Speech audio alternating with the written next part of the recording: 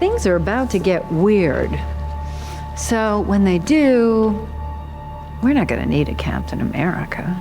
While it was a relief to finally learn the team lineup for the long-awaited Thunderbolts movie set to cap off Phase 5 of the Marvel Cinematic Universe, the actual members making up the roster weren't exactly that exciting. The team, led by the Contessa, will feature the villainous anti-hero crew of Red Guardian, Taskmaster, and Yelena Belova from Black Widow, Ghost from Ant-Man and the Wasp, US Agent from the Falcon and the Winter Soldier, and hero-turned-baddie-turned-hero, the Winter Soldier. The team may include a few fan favorites, but it lacks the power of an Avengers-level team and forgoes any classic Thunderbolts characters from the comics. So we're going to break down these issues with the team and recommend a few candidates that would make the MCU Thunderbolts a bit more electrifying.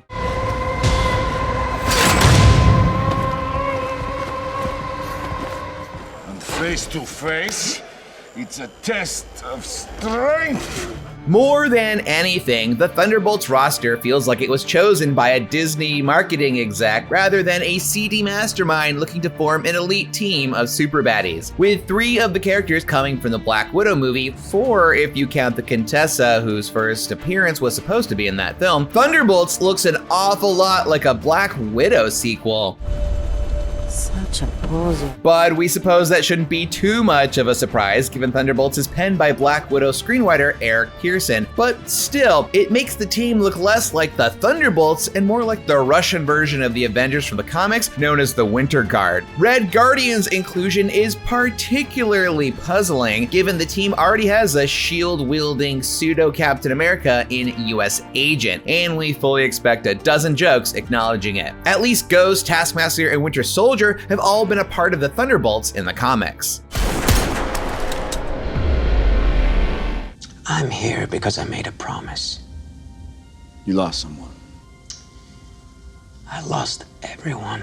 Speaking of the comics, why was Baron Zemo, the original leader of the Thunderbolts and most essential member in the source material, not included? He was recently reinvented in the Falcon and the Winter Soldier to be more comics accurate. If that wasn't done to tee him up for the movie featuring his signature team, then why? And while we're on the subject of missed opportunities, it strikes us as odd that the team isn't introducing any brand new characters. An odd move considering there are many iconic Thunderbolts members from the comics, such as Moonstone, Fixer, or Mach 1, who could have made their MCU debut in this film. The size-changing hero Atlas, aka Goliath, is also a classic member in the comics, which would have made Lawrence Fishburne's Goliath a natural inclusion, but alas, Ghost appears to be joining the team without her adoptive father. I think we stand a much better chance if we all just because you carry that shield, it doesn't mean you're Captain America.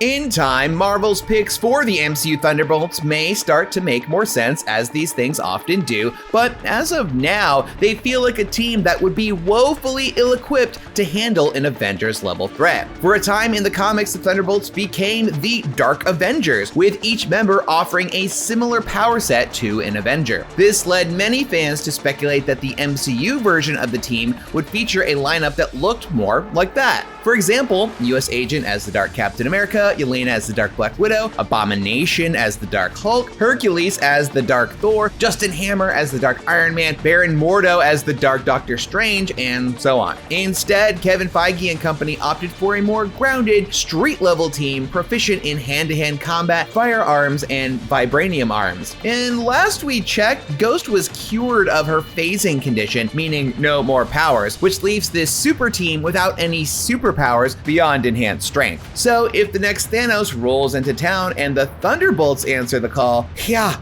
good luck. You're full of tricks, wizard. You said it yourself. I've hurt people, but you haven't. Go, please. That said, maybe Marvel simply chose not to make the Thunderbolts the next Avengers team. After all, the Thunderbolts have undergone many reinventions in the comics as the series was rebooted multiple times over the decades. They started out as a team of supervillains masquerading as superheroes and evolved into something more akin to DC's Suicide Squad, where imprisoned villains were given the option to fight for good in exchange for time off their sentence. So perhaps what we're seeing is the next step in that evolution, where Val is an evil spy master on par with Nick Fury, assembling a team of spies and assassins to go on clandestine missions, the kind in which flashy, attention-drawing powers would be a bad fit. So, is the Thunderbolts roster locked, or is there room for more members? The way Feige made a big show of revealing the lineup at D23 Expo 2022, complete with the concept art of the members standing side by side, makes us think that this is indeed the final roster. Then again, this is Marvel we're talking about, and they're all about including surprises for fans in subverting expectations, so there's still a chance. I am Iron Man. You think you're the only superhero in the world? Wow. Couldn't have worked better if I'd planned it myself. Oh, well, maybe I did. If we were to suggest a way to juice up the team a bit, we'd start with Emil Blonsky, the Abomination, because every party needs a tank. Perhaps the plan is for him to join the Thunderbolts, but Marvel left him out of the announcement because it would spoil what happens to his character in the currently airing She-Hulk Attorney at Law series on Disney+. Next, the team needs Zemo. Period. The group's first task could be to break him out of prison because he knows secrets, and they need him for their big mission. And finally, please, please, please include a classic T-Bolts member. Our top choice is Moonstone because, for one, she has actual superpowers, gravity manipulation, but more importantly, she's certifiably crazy and actually evil. The MCU Thunderbolts roster is full of characters who are more misunderstood and arrogant than outright bad. They're anti-heroes at best, and even then, they've all had face-turn redemption arcs, and as of the last time we saw them, seemed pretty good to us, save for Val and her mysterious motives. Having a true, bona fide supervillain on the team has always been a key ingredient in any good Thunderbolts story. They test the team's morality and keep things lively with their unpredictable nature.